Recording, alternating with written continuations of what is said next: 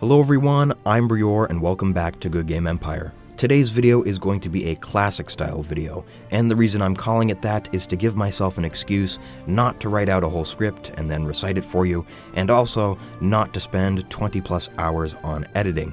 Instead, I'd just like to sit down and have a conversation, and besides, it's about time that I push out a video because you guys deserve to have one. Now in today's video, I would like to talk about what's going on with my account. Not my YouTube account, but instead my Goodgame Empire account, because it occurred to me that all players, big or small, whether you're 1 million might points or 10,000 might points, are usually working towards a goal of some sort, perhaps multiple, and I am no exception. So I want to talk about how I'm improving my account and making myself more prepared to participate in events and also in PvP moving forward. So I'm going to try and get through as many of these on my list as I can, so let's jump right into it. I'm going to go ahead and open up my equipment window for you now so you can see what commanders I have. I like to put my stronger commanders on the rightmost slots, and the reason for this is twofold. When I go into the attack window, I like seeing my best commanders at the top of the selection list, and I don't really have an explanation for that, my brain just likes it better, but more importantly, my default commander is always the strategist commander, and he sucks, so it reminds me to actively pick a commander each time I go to send an attack. This is important because it makes sure that I don't make a mistake like sending an NPC commander against a PvP target, for example, and that saves me a whole lot of troops and tools. Now, I think from these heroes here, you guys can see exactly what commanders I have. Some of these are work-in-progress commanders, like this one here. I have all of the pieces for it, but I have not upgraded any of them at the Technicus so far, so I'll have to do that soon. And also this one, and that's what I wanted to talk to you guys about. I'm currently working on a Blood Crow commander, and the reason for this is that I need a better PvP commander. I just got my 6th wave taken care of, and I should be able to start sending PvP attacks and maybe even making some more PvP videos for you guys, but to do that, I want a recent PvP commander. As you can see, I have 4 invader sets, and one of them is not upgraded as I just showed you, and these used to be pretty good, but by now they're outdated. It's been in the game for, I think, 3+ years, and as the newer commanders are introduced, they're generally more powerful and they replace the old ones. So for all of those reasons, I'm working on the Blood Crow. I have 3 pieces, and in order to get the rest, I will have to continue placing in the top 100 at the Foreign Invader and Blood Crow Invasion events. I'm also working on the Artifacts of the Ivory Queen equipment set, but it will be a while before I get that one because I only have 2 pieces at the moment. I am not particularly good at Barramond and collecting gallantry, so this quest here, which was to collect 125,000 gallantry points, took me a very long time. I would have completed this 4th quest earlier had I not gone to college, but college is sort of important to me, so I just have to make do with the time that I have. However, once I complete the 5th quest, which is to collect and spend a few more con tablets, I will be well on my way to completing the next few quests in quick succession. Alright, now that I've talked to you about commanders, I'd also like to talk to you about Castellans. The Barramond Invasion, the version of the event that appears in the Green Kingdom, was just reintroduced to the game about a month ago, and with it came a very nice and powerful commander.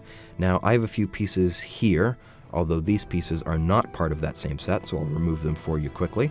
But this Castellan is set to be slightly more powerful than the Kala Castellan I have here, and it's always obviously better to have a more powerful Castellan. It will save you troops on the defense and make you look smarter in the eyes of your alliance members, so yes, that is definitely a priority for me at the moment. I'll put up the stats for both of those Castellans right beside one another, so you guys can get a good comparison there. As I said, the new Barramond Castellan is only slightly more powerful, but still, in the defense, every attribute counts. Another thing I'm working on right now is my food production. You can see that I'm upgrading a granary in the background at the moment, and I have many granaries in this castle in particular. upgraded to level 20 or beyond. Once you get to level 20, you cannot upgrade your granary unless the architect is around, which is sort of annoying because since Goodgame Studios removed the 24-hour time skips from the game, really that means you can only upgrade one granary in each castle whenever the architect appears, which is a huge bottleneck. Still, I do have many granaries in this castle that are not fully upgraded, and I am working on those at the moment. To give you guys a quick idea, my food production right now in the Burning Sands is a little over 14,000, and I hope to upgrade it to about 20,000 or more in the near future. I'm also working on my food production in green. My primary outpost, which is actually food 3, I think is up to around 16,000 now, or perhaps even more.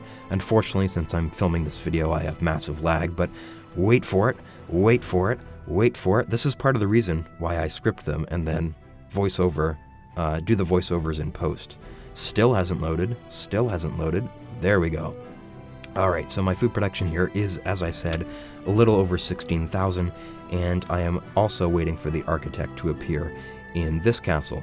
Food production is increasingly important nowadays to hold all of the event troops that are awarded to you, and as I become a more powerful player, I'm realizing that holding larger and larger armies is increasingly important. Another reason it's becoming a greater focus of mine is that I am finally able to direct some of my attention towards it, because I just upgraded my hall to level 390, which is one of the magic numbers. Now you guys might know that at Hall of Legends level 120, you can get the 5th wave, Hall of Legends level 360, you can get the 6th wave, and at 390, you can not only have the 6th wave, but have the 2nd legendary perk, or whatever it's called. Let's take a look. Which is a flat increase to the combat strength of your troops in PvP. And yes, it's called a master skill, apparently. So that's a really big one to have, and now that my Hall of Legends is appropriately upgraded, I can stop spending a whole lot of resources on it and start spending a whole lot of resources on my granaries, for example. So that's the direction that I'm taking my account for the moment. Finally, I do want to talk to you guys about these seasonal events. The most recent one popped up a few days ago. It's the Emerald Trial and is set for the duration of March. Now, this particular seasonal event is not quite as long as most of them, and they've added an additional page, which should make it very difficult, I think for most players, to collect 2 of the equipment sets, because you can, of course, do the event twice.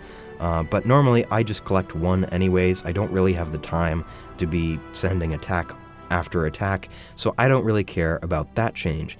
However, what does bug me about this is right now the War of the Bloodcrows has appeared, and this was the first event during the seasonal event.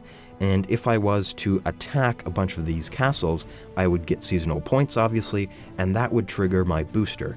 However, I happen to think that it's best to use your booster during the Samurai or the Nomad event because it's totally possible to get a ton of points during those events, and it's much easier in my opinion. I know some players are very good at the Bloodcrow invasion or the Foreigner invasion and can collect just as many points when those are running, but I am not one of those players.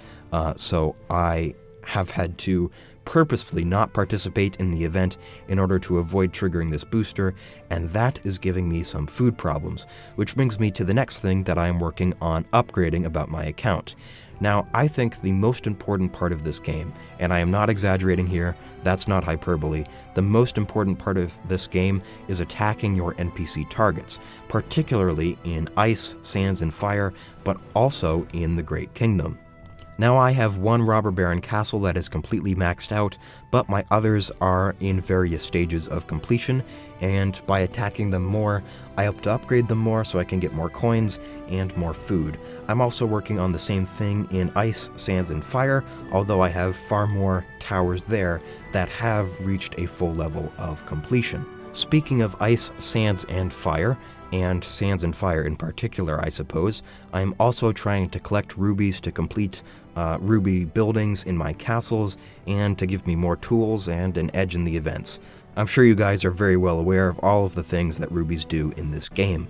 Now, one of the best ways to collect rubies is, of course, to attack the dragons and the fortresses, which I think has become a lot more competitive in recent times, because Goodgame Studios removed the ability to attack these targets from one's resource villages. So now more players are competing to attack more dragons and fortresses that are closer to their castles.